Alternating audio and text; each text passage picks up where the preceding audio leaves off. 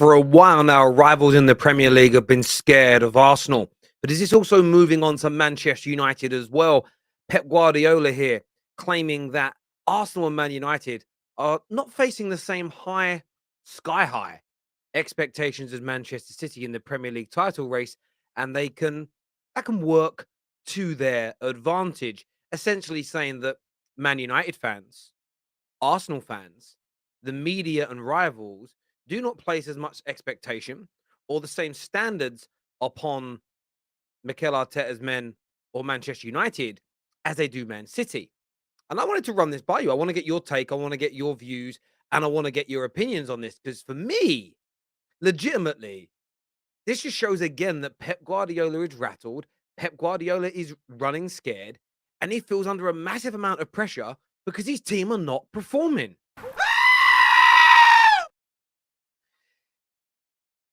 We've had to reduce the gap by playing good and winning games. They could go on to get more than 100 points if they keep this average, and then we will not catch them. So we have to almost be perfect and hope they drop. They were excellent against Newcastle. This is praise from Pep Guardiola to Arsenal Football Club, but it is without a shadow of a doubt drenched and saturated in fear. The likelihood of Arsenal actually getting over 100 points is very low. City have done it once. Liverpool, we thought were going to do it and they fell away. It's hard to do.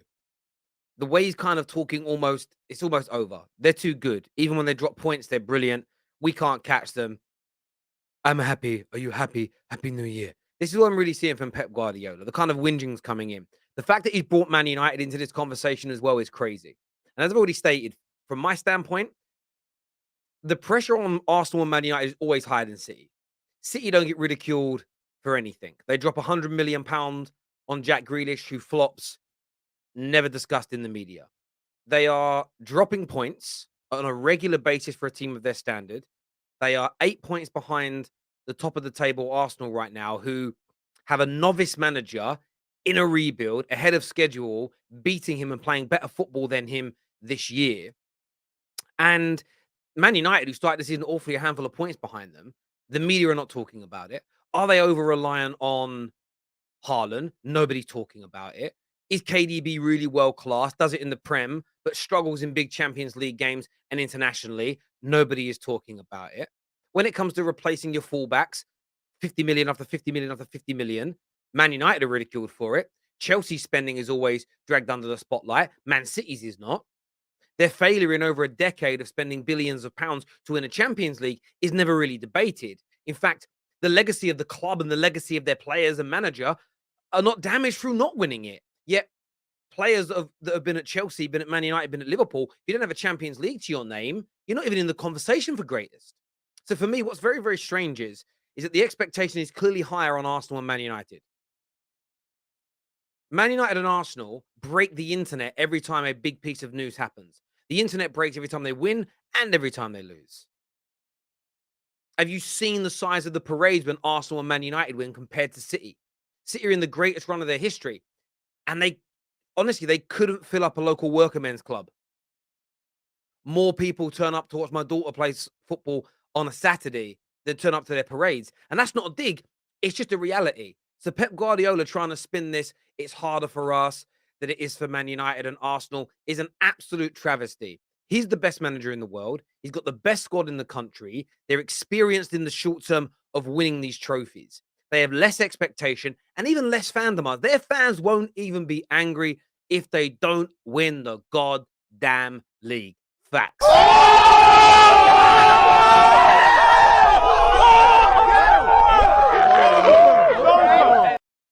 Everybody says that. I think when you're going to give a penalty, the ramifications are so much higher. The referee wants to be absolutely positive, and I think they do look at it slightly differently. You know, I did that in my day, referees do now, there's no doubt about that.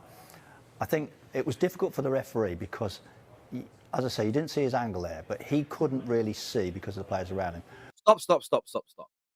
So here we're talking about Arsenal's penalty. I mean, I've been bombarded online with saying that Arsenal, you shouldn't be defending Arsenal. They weren't robbed. It shouldn't have been a penalty.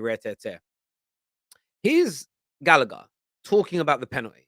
And first and foremost, he admits that when it comes to pulling of shirts in the box, referees give them less than pulling outside of the box, which is strange because they have to be 100% sure. Firstly, they don't need to be 100% sure. VAR is there if they make a mistake.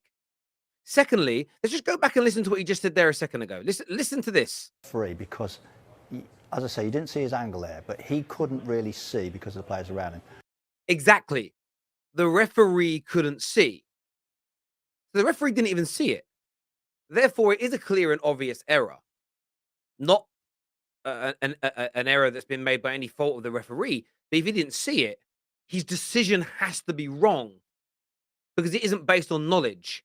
Therefore, the VAR in his ear should have told him penalty, or at least go and check the monitor. As I say, when the VAR looks at it, you can see that. And that's why I think Dan Burn's taken a massive risk. And I think he's won the battle there. And Dan Burn has won the battle. For me, though, this is where it becomes infuriating. Arsenal won't do this, but I'm petty. They should just keep pulling everybody's shirts now and just use it as a, well, how can we have a penalty against us when this one wasn't given? You see here, rather than just saying the referee and the VAR made a mistake, they're doubling down. And I think this is another attack on Arsenal after this game to try and delegitimize their deserving to win the match, the fact they were robbed, and the fact they probably had 2 points taken away from them in what will end up being a very close title race. And it's becoming a consistent pattern about how good Arsenal are. Whatever happens after games, they're kind of out there and being ridiculed. I mean, he needs to calm down a little bit as well. I know what it's like as a manager. You're passionate. You're there for your team. You're fighting for it. Of course, Jamie O'Hara here talking about Arteta's frustration at not getting those penalties. And you want to be involved in then special moments. But, Eddie Howe, I think, in the end said to make, calm down, stay in your technical area and stop acting like a fan. See, O'Hara here is calling out Arteta. So, saying that you shouldn't be behaving like that. Stay cool, stay calm. I've seen other journalists come out and talk about how this might end up costing Arsenal the title because there's too much passion being shown.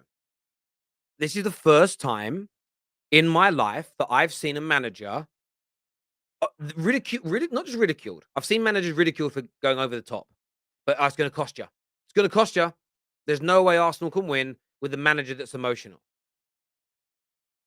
Which is an absolute travesty because some of the greatest managers in the history of our league, Wenger, Fergie, Pep, Jose, Antonio Conte, that have won league titles have shown as much emotion on umpteen occasions, Jurgen Klopp, and nobody at all has said a goddamn word about it. But suddenly it's Arteta and there's a big problem. Calm down a little bit as well. Calm down, stay in your technical area and stop acting like a fan. And he still didn't listen to it. He didn't, obviously. But, yeah. We've all been there. Agree. We've all been there. You see Conte do it. You see Klopp do it. It's what we love about the Premier League. So why are you criticizing it? That was the bit. That there. I'm sorry, I rewound it a bit by mistake. That's the bit. It's like, why are you criticizing it? Just to literally say, but we love this. We all love it. And the reason I'm bringing this up, because I already know in the comments, going, oh, Terry, secret Arsenal fan. Listen, you lot don't see my point of view here at all. Maybe I'm just playing 4D chess in the year 3023. But as Man United start to get better, and when we get new owners, and we really do start to come back to our best, and Man United will, I guarantee you, they're going to start doing this to Ten Hag. They're going to start doing this to my players. They're going to start doing this to my team. So I'm someone that's always done this on socials. I'm not just going to say one thing for Man United and a different thing for Arsenal, or a different thing for City, or a different thing for Liverpool. I keep it the same because I'm never about winning battles. I'm about winning the goddamn war. And for me, the way I'm seeing Arsenal dragged over the coals, the way I'm seeing Arsenal ridiculed for every little thing that kind of goes wrong, they're just looking for that clickbait. They're just looking for that one little area where they can attack them. And we know why. It's because Arsenal bashing pays and they are goddamn scared.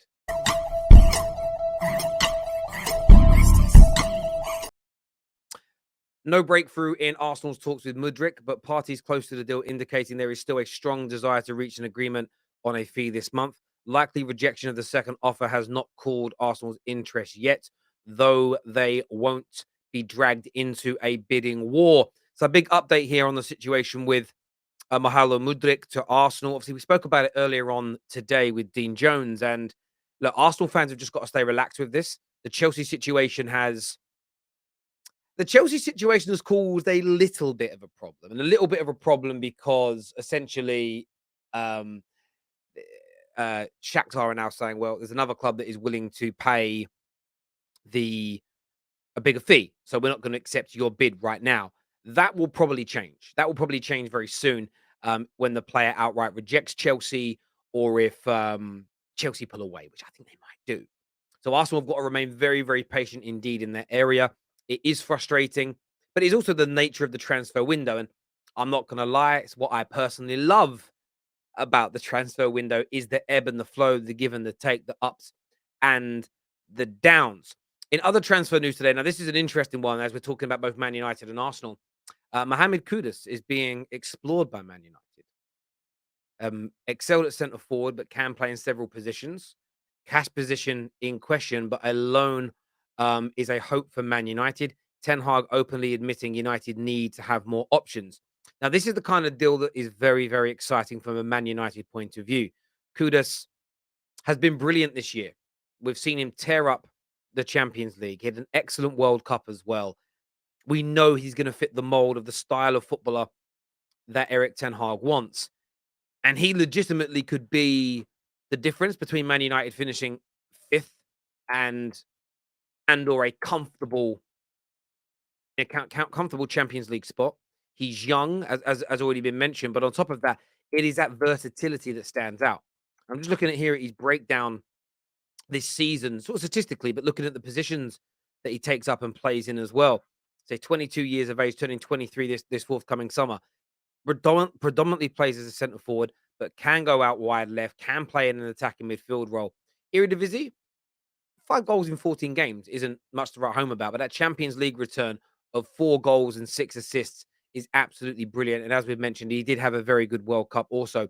This is a player I'm very excited about. This is a player that I would love to see come to Manchester United. I truly, truly would. I think it could be an absolutely phenomenal deal for the football club. And who knows, after these couple of games coming up against City and Arsenal, maybe not just top 4 push, maybe even a title push.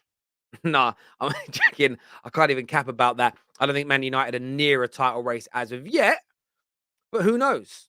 Legitimately, things might change.